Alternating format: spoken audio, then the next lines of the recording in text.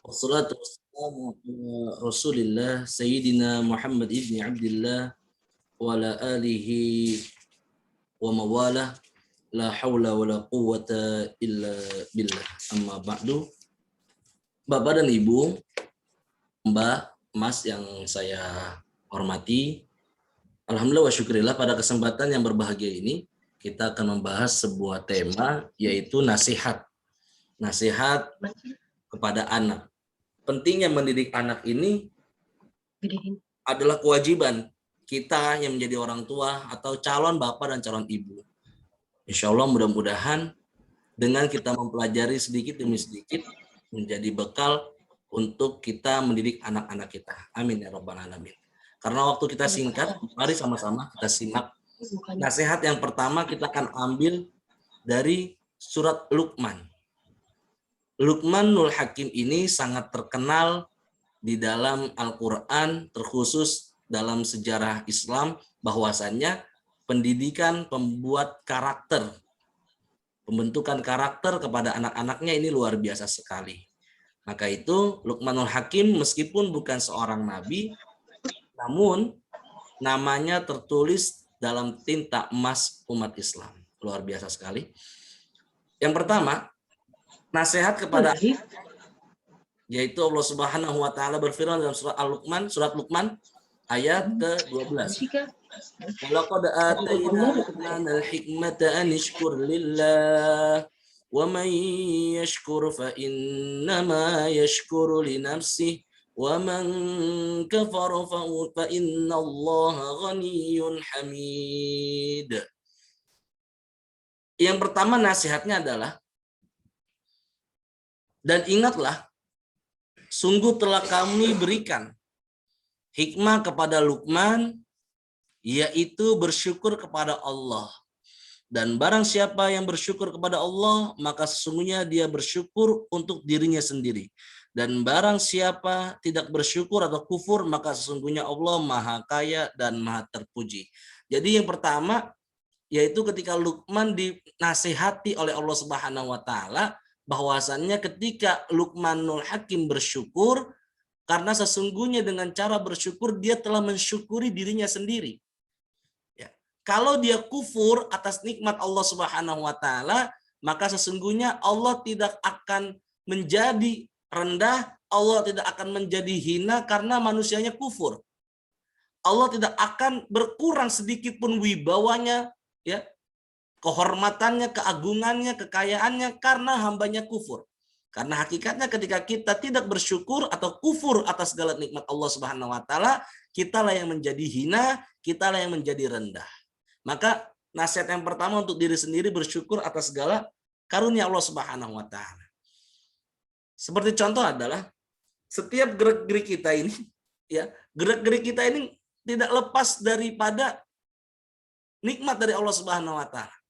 Nggak kebayang seandainya satu hari 24 jam mata kita selalu melotot, tidak berkedip sedikit pun, tapi melotot terus. Nggak kebayang.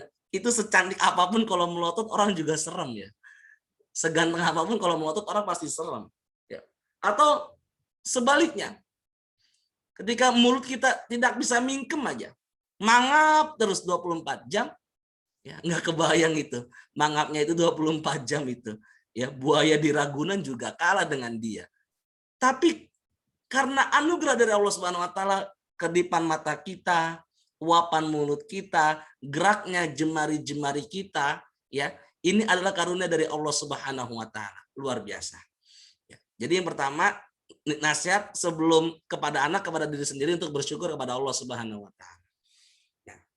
Syukur ini lingkupnya begitu luas dan begitu banyak.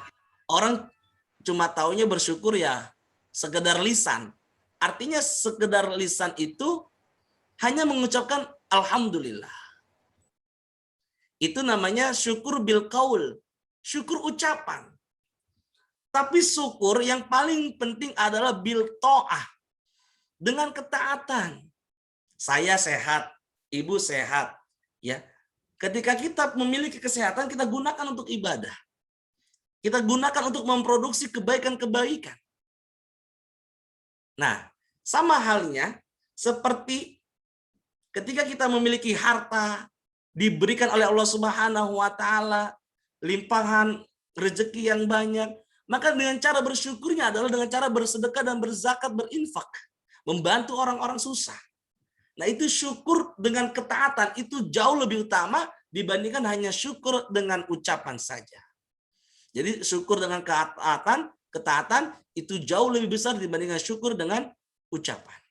Yang kedua, wa id qala Luqmanu libnihi wa huwa ya'iduhu ya bunayya la tusyrik billah inna syirka la zulmun azim. Dan ingatlah di ayat ke-13-nya, nanti Bapak dan Ibu bisa melihat di Al-Qur'an atau boleh di Google ya, di ayat 13 surat Luqman. Dan ingatlah ketika Luqman berkata kepada anaknya, ketika dia memberi pelajaran kepada anaknya, wahai anakku, ya. Menggunakan bahasa yang begitu lembut, ya bunayya, ya, wahai anakku, ya, luar biasa. La tusyrik billah, janganlah engkau mensekutukan Allah. Inna syirka la zulmun azim, sesungguhnya perbuatan syirik adalah perbuatan yang zalim yang besar. Zalim yang amat besar. Jadi yang kita harus tanamkan kepada anak-anak kita, ya, mulai dari sekarang yaitu adalah, atau mulai dari ketika lahir dalam masa proses perkembangan, ya, ajarkan untuk nilai-nilai ketauhidan. Nilai-nilai keagungan keesaan Allah Subhanahu wa taala. Maka itu dalam Islam disunahkan ketika anak lahir itu kuping kanan diazankan, kuping kiri diikomatkan. Gunanya apa? Mungkin matanya belum bisa melihat, tapi telinganya sudah bisa mendengar. Saya ulangi Bapak dan Ibu, ketika mata mungkin belum bisa melihat ketika baru lahir, maka telinga sudah bisa berfungsi untuk mendengar. Maka disunahkan kita mengazani kuping kanan, lalu diikomakan kuping kiri. Nilai-nilai ketauhidan sudah ditanamkan dari mulai lahir. Masya Allah. La tusyrik billah. Janganlah engkau mensekutukan Allah, wahai anakku. Inna syirka la zulmun azim. Maka nilai-nilai ketauhidannya harus kita tanam dan pupuk dari mulai kecil anak kita. Dengan cara apa? Mungkin kemarin ibu-ibu atau bapak-bapak yang punya anak di rumah, ibunya sudah mengajarkan untuk berpuasa. Yang bapak-bapak yang soleh mengajarkan kepada anaknya untuk melaksanakan sholat berjamaah di masjid. Ya, membaca Al-Quran. Itulah nilai-nilai keesaan Allah. Ditanamkan sejak dini. Sehingga anak kita nanti ketika besar, ketika tumbuh menjadi laki-laki dewasa, menjadi perempuan dewasa, dimanapun dia merantau, dimanapun dia berada, maka dia akan ingat pertama kali yang diajarkan adalah la tusyrik billah. Jangan engkau mensekutukan Allah. Jangan engkau menduakan Allah. Saya diduain aja marah. Saya itu diduain aja marah, apalagi Masya Allah. Ya, kita diduain aja marah. Jangan menduakan Allah.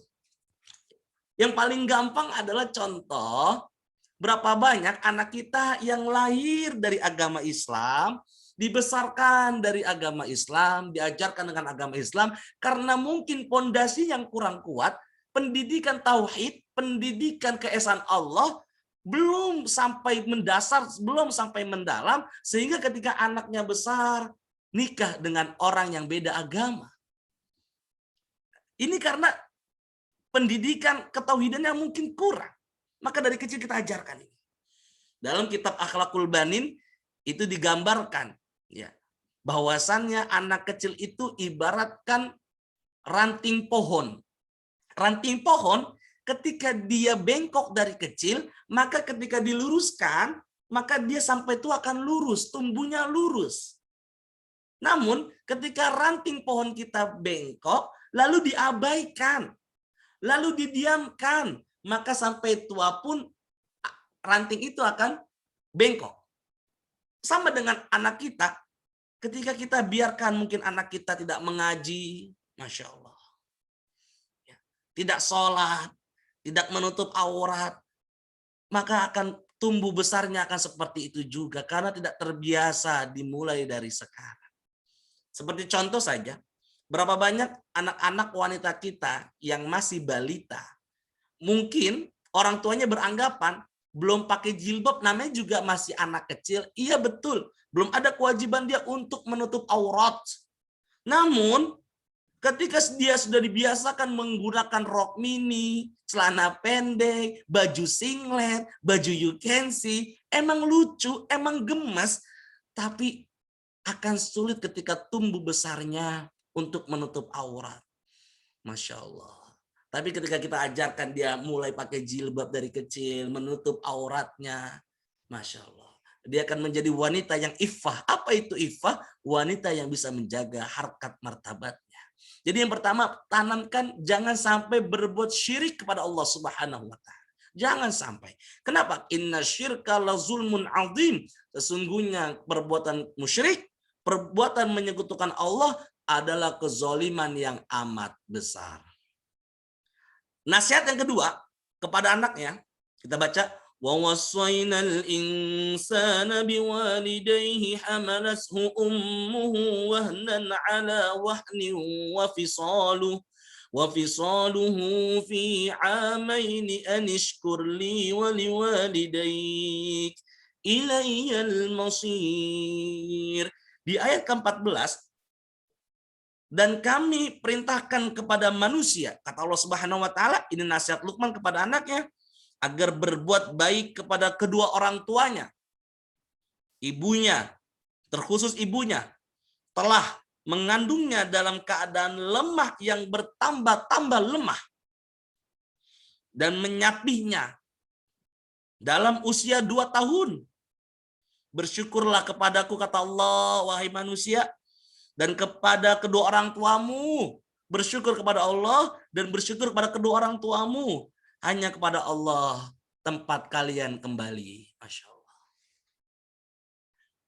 Ayat ke-13 tadi menceritakan agar tidak berbuat syirik, berbuat menyekutukan Allah.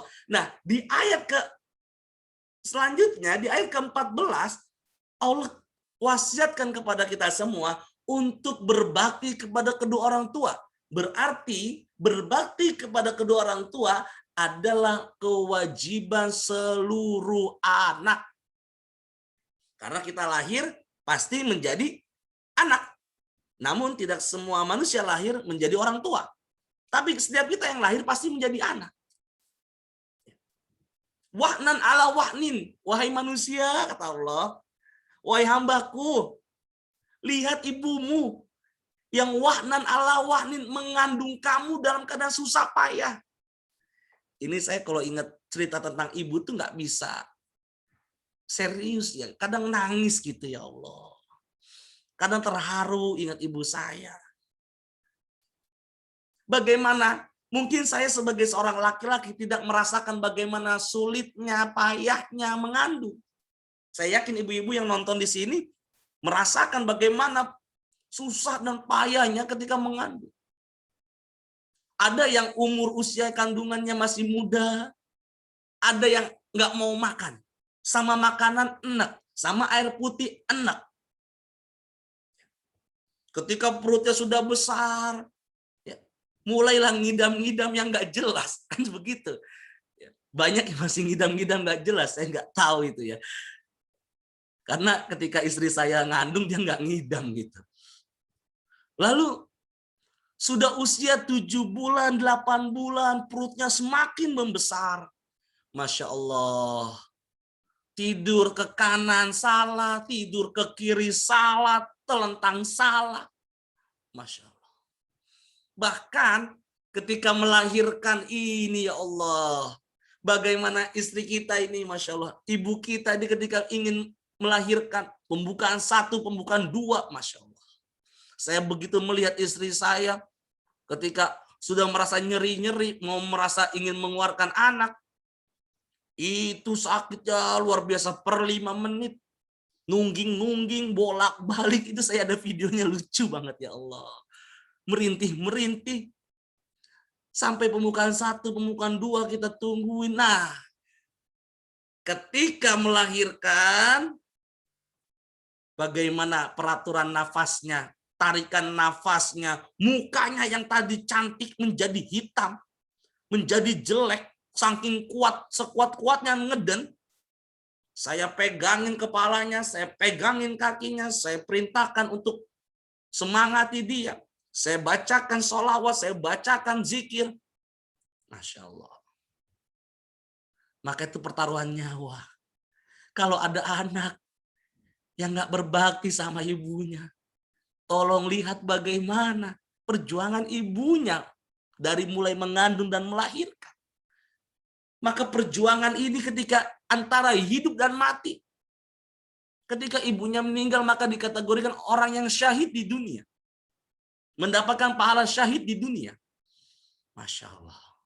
Luar biasa. La haula wa la quwata illa billah. Apalagi ketika kita lahir, ibunya menyusui. Ya. Nggak pernah ibunya mengeluh sakit, digigit sama anaknya. Enggak, tapi merasa asik, merasa nyaman. Malam-malam dia harus tahan kantuknya. Ketika anaknya nangis, lapar, kehausan. Luar biasa ya Allah. Maka kalau ada anak nggak berbakti sama orang tuanya, apa nggak ingat loh? Kalau ada anak nggak pernah menelpon orang tuanya, dia lebih sering telepon kekasihnya, telepon istrinya. Apa nggak ingat loh? Ketika kita mau mulai bisa belajar berbicara, ibunya yang menuntun pelan-pelan. Ibunya yang selalu berdiskusi. Sekarang kita yang udah gede jarang ajak ngomong orang tua kita. Bahkan ketika ibu kita cerita, kita lebih abai, lebih tidak mendengarkan. Di mana hati nurani saya dan hati nurani kita semua? Ya Allah ya Karim. Begitulah orang tua kita. Menyusuinya dalam keadaan susah payah. Malam dia harus bangun. Yang orang sederhana mungkin tidak memiliki pembantu, tidak memiliki baby sister. Sister apa sister ya? Dia nggak memiliki pendamping.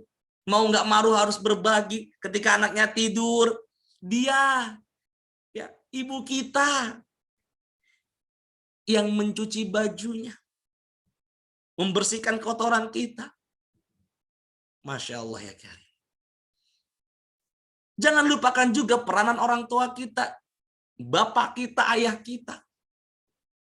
Sampai kita jadi dokter mungkin, jadi TNI, jadi polisi, jadi dai kondang, jadi kiai, jadi pengusaha sukses, jadi politikus. Itu karena jasa orang tua kita. Yang menjadi seorang bapak, dia rela kepanasan, dia rela kehujanan, dia rela mungkin difitnah di kantornya, disikut oleh kawannya. Tapi karena anaknya, dia lebih semangat. Karena anaknya lah yang menjadi motivasi utamanya untuk mencari nafkah. Satu ketika, di gerbang pondok pesantren, ketika saya menjadi santri, itu ada tukang gorengan, Bu. Yang dipikul. Jadi setiap malam santri ini suka makan gorengan, membeli gorengan. Kebetulan di Bogor itu, cuacanya lagi ekstrim, lagi sering hujan, dan mati lampu. Jadi pesantren saya ini masih daerah kampung. Kalau sudah hujan, ya mati lampu seringnya. Satu ketika saya belilah gorengan itu. Dengan suasana yang gelap, abang itu datang dengan pikulannya. Hanya ditutupi dengan payung, lalu dengan lilin kecil. Saya bertanya kepada abang itu. Saya bilang, Pak, malam-malam hujan-hujan, emang nggak berat pikul gorengan itu? Pikul gorengan. Emang nggak susah jalannya, gelap, hujan, licin. Apa kata dia jawabannya? Dia bilang, wahai Kang, dia bilang dia kan orang Sunda. Ya Kang, dia bilang, tahu nggak Kang? Ada yang lebih berat daripada pikulan gorengan saya ini. Apa saya bilang? Biaya anak saya. Tanggung jawab nafkah saya kepada anak saya. Masya Allah. La haula wa la quwata illa billah. Dahsyat sekali Bapak dan Ibu. ternyata jawabannya luar biasa. Ada yang lebih berat, yaitu adalah tanggung jawab kepada anaknya. Maka kita yang hari ini jadi orang sukses, sedang meniti karir, ingatlah ya, doa orang tua kita itu mustajab. Doa orang tua kita dikabulkan oleh Allah Subhanahu wa taala. Tidak ada dinding pembatas antara doa orang tua kita kepada Allah Subhanahu wa taala. Jadi Bapak dan Ibu dirahmati Allah Subhanahu wa taala, banyak orang datang kepada orang saleh untuk meminta doa bagus. Datang ke kiai, datang ke habib minta doa bagus. Tapi jangan sampai lupakan, ada keramat terbesar sebelum kiai, sebelum habib, sebelum ulama, yaitu orang tua kita yang berada di rumah. Masya Allah. Silakan datang ke kiai, silakan datang ke habaib, ke ustadz, silakan. Tapi jangan sampai lupakan, ada keramat terbesar yang mengantarkan siapapun anaknya yang ingin sukses untuk berbakti kepada dia. Satu ketika ada seorang sahabat Nabi SAW ingin berjihad, ingin berjuang berperang di jalan Allah Subhanahu wa taala. Lalu Nabi SAW bertanya kepada sahabat itu, apakah engkau masih memiliki ibu? Maka jawab seorang sahabat, ya Rasul, saya masih memiliki seorang ibu. Apa kata Nabi SAW? Ya Allah, gemetar hati saya. Kata Nabi, silakan kau pulang ke rumah. Engkau jihad untuk berbakti kepada kedua orang tuamu. Setelah engkau berbakti, ya berbakti dulu baru engkau berjuang. Sampai Nabi mengatakan engkau berbakti dulu, berjuang dulu, jihad dulu kepada ibumu, baru berjihad di jalan Allah Subhanahu wa taala. Jadi Bapak Ibu rahmati Allah Subhanahu wa taala. Inilah pesan-pesan dari Luqman. Baru 2 poin, masih banyak sebenarnya. Karena waktu kita yang tidak cukup, ya. Mudah-mudahan dari 2 poin dulu saja. Besok kita lanjut kembali. Namun, ya, kalau kemungkinan besok saya masih ada di sini, kita akan lanjutkan. Karena ini adalah bulan terakhir saya, ya, di bulan Mei saya akan selesai. Tim Rohaniawan sudah tidak ada lagi di Wisma Atlet. Terima kasih atas segala dukungannya, semangatnya, dan segala waktunya, perhatiannya selama ini. Namun apabila ingin bersilaturahim, ya, ingin sapa menyapa, bisa mengontak nomor WhatsApp saya yang tertera di flyer, ya, atas nama Hari Cahya Setiawan. Bapak dan Ibu dirahmati Allah Subhanahu wa taala, 2 poin. 1, anak kita ajarkan ketauhidan, yang kedua berbakti kepada kedua orang tuanya. Mudah-mudahan hari ini kita yang jauh dari orang tua kita, Allah Subhanahu wa taala berikan kesehatan kepada ibu bapak kita. Mudah-mudahan Allah Subhanahu wa taala mengabulkan permintaan kedua orang tua kita untuk berangkat haji dan umroh bersama anaknya, untuk sujud di Masjidil Haram, untuk tawaf di Ka'bah bersama ibu dan bapak kita, untuk wukuf di Arafah bersama bapak dan ibu kita. Mudah-mudahan bapak dan ibu kita Allah gembirakan hatinya, Allah angkat derajatnya, Allah lindungi dari segala mara bahaya, dan mudah-mudahan apa yang dicita-citakannya, apa yang diharapkannya kepada anaknya dikabulkan dan diijabahi oleh Allah Subhanahu wa taala. Rabbana atina min ladunka rahmah wa hayyi lana min amrina rasyada. Rabbighfirli wa liwalidayya warhamhuma kama rabbayani shaghira. Rabbighfirli wa liwalidayya warhamhuma kama rabbayani shaghira. Rabbighfirli wa liwalidayya warhamhuma kama rabbayani shaghira. Ya Allah, ampunilah dosa saya, dosa kami semua, dosa orang tua kami semua. Dan kasihanilah ya Allah, sayangilah ya Allah keduanya, sebagaimana keduanya menyayangi kami di waktu kecil. Amin ya rabbal alamin. Mudah-mudahan orang tuanya, ibu bapak kita yang sedang sakit, Allah Subhanahu wa taala angkat segala penyakitnya, Allah berikan kesembuhan. Jangan lupa sholat isya, tetap semangat, tetap optimis. Itu saja yang bisa saya sampaikan. Hadanallah wa iyyakum ajma'in, wabillahi taufiq wal hidayah. Wassalamualaikum warahmatullahi wabarakatuh. Terima kasih semuanya. Waalaikumsalam warahmatullahi wabarakatuh. Terima kasih semuanya. Ya, sama-sama. Assalamualaikum warahmatullahi wabarakatuh. Makasih. Alif ya, karena udah jadi saya. Sama-sama. Mari. Terima kasih Ustadz. Sama-sama. Baik, jangan lupa sholat isya ya, ada azan. Iya. Ya, makasih Ustaz. Mana?